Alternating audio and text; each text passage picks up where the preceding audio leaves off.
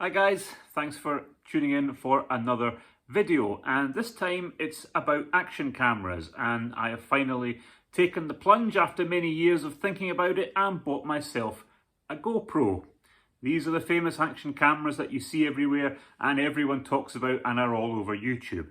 And unfortunately, me being slightly tight-fisted, has never invested in one of these before. I've always tended to go for cheaper varieties of action cam. And at the end of the day, my videos are not all singing or dancing, professional jobs. They're a bit of fun that I do, which hopefully, help people out with any problems with their bike and entertain myself more than anything else. So anyway, the latest GoPro at the moment is the Hero 11, and that's £500, and I certainly wasn't paying that. It's not worth it for what I use it for. But I did find somebody on eBay who had a brand new, completely boxed, sealed everything, GoPro Hero 8, which is what this is. And this was about half that price. And I thought, well, that's fair enough, to experiment with and to see what I think about it. So this video is going to be what I think of the GoPro, how I'm getting on with it, pros, cons, anything I've noticed. We're also going to look at the mounts I use on my helmets that I've put on, both full face and open face with a visor, which is kind of a homemade thing as usual. And I'm going to have a quick look before I do that at the action cams I've had in the past, so you can see what I've sort of upgraded to. So first, let's have a quick look at the action cams I've used in the past, and this is my original one. This is the SJ Cam 4000. This was released around about 2015, which is probably when I got this. It was under 100 quid, and it's been absolutely brilliant. For what it is, it's a great little action cam. I mean, this has been out in all weathers, in all conditions, bumping across the roads of Edinburgh on various scooters, and I have to say, it's never let me down. It's a great little camera. The battery life isn't brilliant. It's 40-50 minutes. Video quality is okay. As you can see, mine is pretty battered and scraped now. The battery box cover fell off ages ago. That's now sellotaped on. But as I say, it's never let me down. And for under 100 quid, if you just want something that's going to knock about, this is actually really good. I would recommend this. Now, I don't know what the latest model is. As I say, this is the 4000. Obviously, that's been superseded by now, I would imagine. But, it's worth looking at if you're wanting a budget action cam. Anyway, this was getting a bit long in the tooth and the video quality wasn't brilliant. So the sound is horrendous. There's no external microphone socket or anything like that. It's just a little built-in microphone. So sound-wise, it's terrible. But the picture's good and it's okay. Anyway, it was time to upgrade, and the next one I went for was the Drift Ghost XL, and this is a really nice action camera. Video quality is great. It's got an inexpensive microphone adapter, so you can plug in an external microphone, so the sound quality is a lot better. But the build of it is obviously not designed for a full, point of view picture. It has to go on the side of the helmet or the top of the helmet or whatever you want to do. Or onto the bike itself, I suppose. I really like it. It's simple to use. It's again, I've only had it a year or so, but I've not had any problems with it. It's been a good camera. The battery life on it is fantastic. It goes on and on forever. It's the best battery life of any camera I've had. So this is a good camera, and I will continue to use this. But I did decide to go for a GoPro just to see what all the fuss was about. And as I say, the option I went for was the Black Hero 8, which seems a decent camera. It gets good reviews. Some of the newer ones there seem to be a lot of problems with. You see a lot of YouTube videos of freezing and not operating properly. Whereas the Hero 8, seems to be a pretty sturdy little camera. First of all, the thing you notice, this is so lightweight. This is much heavier. So it's obviously, a more quality instrument. And also, of course, this is entirely waterproof, whereas this you need to put into a case, because if you take that out in the rain, that's just going to disintegrate. That has to go into a waterproof case. This doesn't. This is waterproof from the word go. It doesn't require a case, and the fixing mounting pegs are built, before I drop it, are built into the bottom of it. Quite handy, although it does have a drawback. So anyway, Hero 8, how am I getting on with it? Well, I think the first thing I would say is the video quality is absolutely fantastic. And all the videos you watch say, bang it up to 4K at 60 frames a second and it'll look fantastic. And it does. But there's a caveat to that. And it's a caveat that didn't really occur to me when I bought it. And that is, you've got to have the hardware to process that video that this is shooting. Because I downloaded the files this took onto my slightly old laptop, And 4K 60 frames a second, it wouldn't play at all. It was just a static picture. I then took it down to, I think it's 2.7K, 30 frames a second, wouldn't play that either. So if I'm going to use this on the laptop I have at the moment, I'm really going to have to just use this in standard HD, which is sort of 1080, maybe 30, 60 frames a second. That will play. So one point to note, don't just go for the camera. Think about how you're going to process the videos. Now, there is an app that comes from GoPro. It's called the Quick app, which is quite good. You can download the files onto your phone, and it does a simple processing job there. And it's fine for very brief, videos and things like that. And I have experimented with that as well.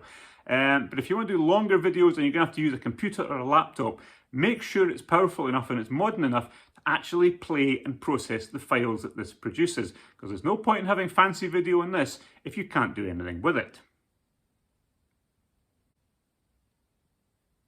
The other thing I would say about the GoPro is it's not really an action cam that you just pick up and use. I mean, you can, but you really have to look into how it works. The simple thing like this, you can pick up, change a couple of settings, and away you go. Even the Ghost is fairly easy.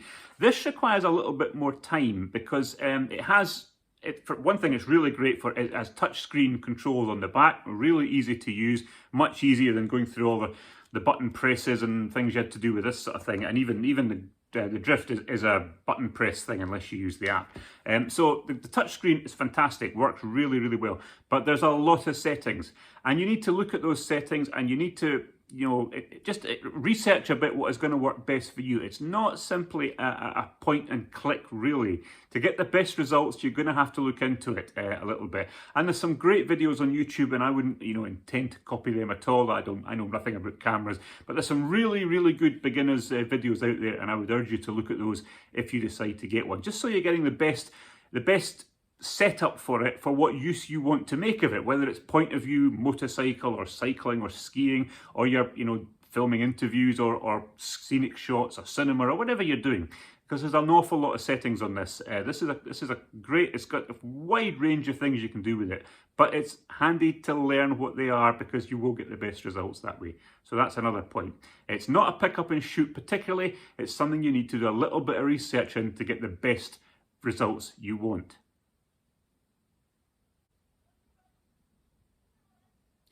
Okay, so the next thing is, now you've got your GoPro, how do you mount it on the helmet you're going to use? Now I have two helmets that I mainly use. I've got my LS2 full face, well it's a sort of flip up, but it goes down to a full face helmet.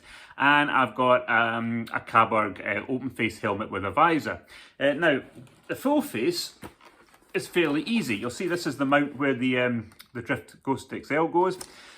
So this is the mount I got for the GoPro. Now this is from a company called Tuyu, T-U-Y-U. You can get this on AliExpress. It was only about 7 or 8 quid. It's really good. It's sort of angled. It's little brackets on this that you can shape round to the front of your visor. And it's got sort of 3M pads on to stick it on. And it has a bracket on the front, which allows you to simply mount the camera. Nice and easy. And it works extremely well. It's very good. It does some nice footage of this, of what you're filming. It's good POV, it works really well. Now, if you've got a helmet like this, it's a bit more difficult because, again, this is where I would mount the Drift Ghost XL, but I don't like these GoPro mounts that the camera sticks away out the side. I think it looks really ugly, and I also think, you could get some opportunist compass who's just going to grab your camera off your helmet, so call me paranoid, but I don't want to do that. So I had to think about it, and I decided to put a mount on the bottom of the visor. Now, just to show you how I did this, this is just a slightly curved GoPro mount, or any sort of knockoff will do. Drilled a hole through it with a countersunk screw. There's 3M padding on the back of it, but I wanted the screw just for a bit extra hold. And on the back, just a little bolt through there. There's a rubber washer, there's a metal washer, and there's a nylon threaded nut on there just to tighten it all on and make sure it's going to hold. And it doesn't come anywhere near my face or anything. It's not, touching my chin or anything when I put the visor down. Now, originally I was going to, put a mount on this and have the camera sort of up here.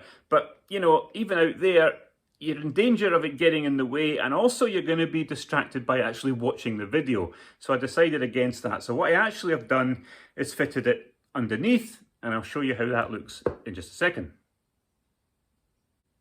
Okay, so you can see how I've mounted this with the camera, and the camera's actually upside down. Now, at first I thought that was going to be a problem, because what it means is I'm going to have to rotate the video, because obviously this is going to film the video upside down. But of course, again, it's an example of looking at all the settings available in the camera, because there is an option for filming upside down that will allow the video to be the right way up, if you see what I mean, when you come to process it. You can lock the landscape, whether it's either upright or upside down, which is really handy, because if I want to use this now, I just lock it on the upside down way and it films it using that, but once I play it back, everything is the right way up.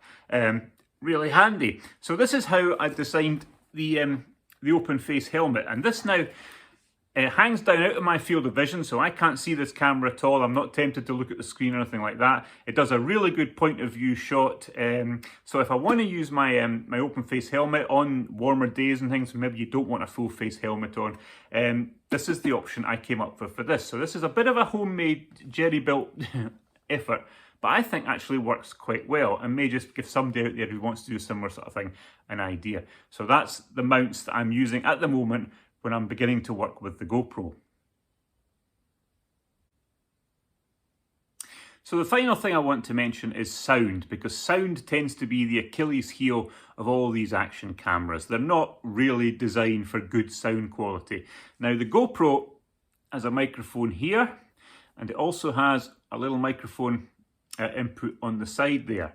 And frankly, if you have it mounted just like this and you're out on the bike in anything on a windy day or going at speed, it's going to be a racket. You can hear yourself just about talk over it, but the wind noise is terrible. Now, there are settings in this to reduce the wind noise and even cut out wind noise, but you know, they don't really work very well, to be honest with you. It's a problem that all action cameras have. So for the GoPro, you can buy this, which costs about £5 or £6 on eBay, and it's a foam surround that the camera sits in, and it just covers the microphone with the foam, and it actually works pretty well. What I've got after this is a little bit of test video to show you. It's not perfect because it knocks out the wind sound very well, but it does tend to muffle slightly if you're speaking. And one of the problems that I find with the GoPro is all the accessories are very expensive, unlike some of the other action cams when you can get knockoffs and things that are actually much cheaper. Even the own branded stuff can be cheaper. To get a microphone adapter lead for this is about 80 quid in this country.